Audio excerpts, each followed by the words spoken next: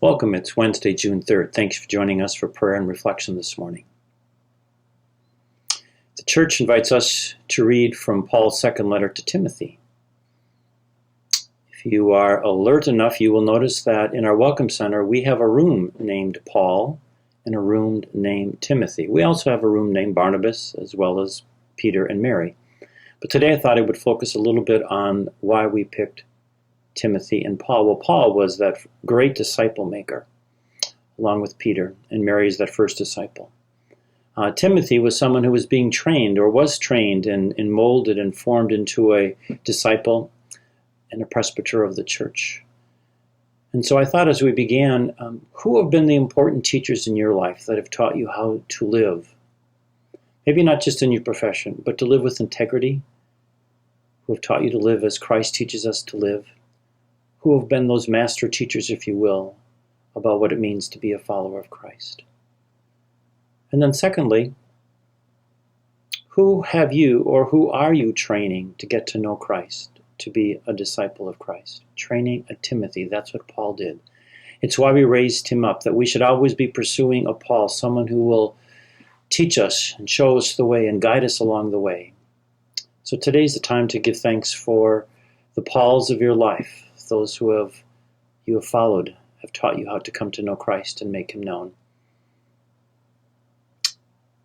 And knowing that we always need to be trained, and so my hope is that you are, in your living and in your actions, training others how to be a follower of Christ. Well, anyway, in this letter, Paul begins this way. I am grateful to God as I remember you constantly in my prayers night and day. So in your prayer, do you have a group of people that you are grateful for every day? And maybe in this time of pandemic and civil unrest, perhaps our prayer needs to be broadened and widened in gratitude and placing people in God's trust and care. Because there's so much going on in our world right now, and that prayer is an important piece of it. But Paul, filled with gratitude, prayed for Timothy. Who is it that you pray for? Who do you think's praying for you? Who do you think's praying for you? And then he went on to say this, I remind you to stir into flame the gift of God that you have through the imposition of my hands. For God did not give us a gift of spirit of cowardice, but rather of power and love and self-control. So do not be ashamed of your testimony to our Lord, nor of me, a prisoner for his sake, but bear your share of hardship for the gospel with the strength that comes from God. Stir into flame the gift that God has given to you. So what gifts has God given in your life that you indeed are grateful for? And is there a gift right now that you're aware that is just being built and created anew? Perhaps because of this moment, or perhaps because of this chapter or this particular time in your life, you've been focusing on an awareness that you've been given a gift and that you are really working to grow it.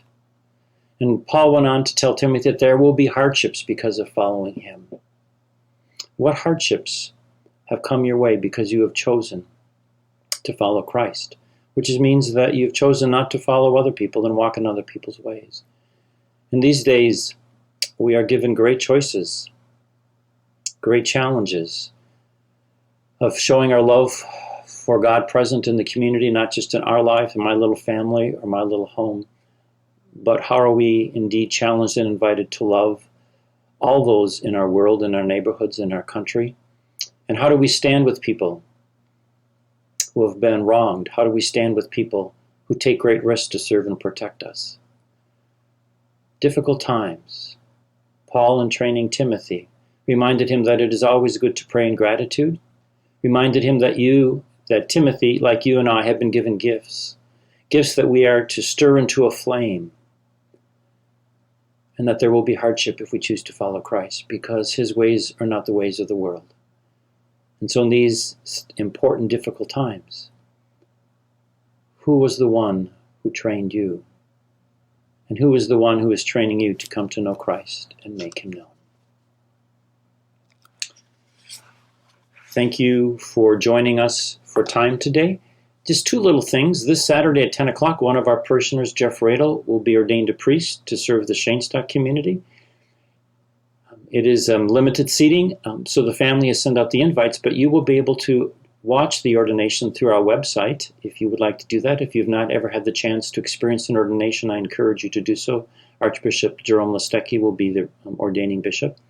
And then lastly, please join us for Sunday prayer at 9:15 as we live stream that prayer. And we'll be doing some more praying and thinking about when might we be open for prayer at Holy Apostles. Thanks for joining us. Be well, stay safe, and God bless.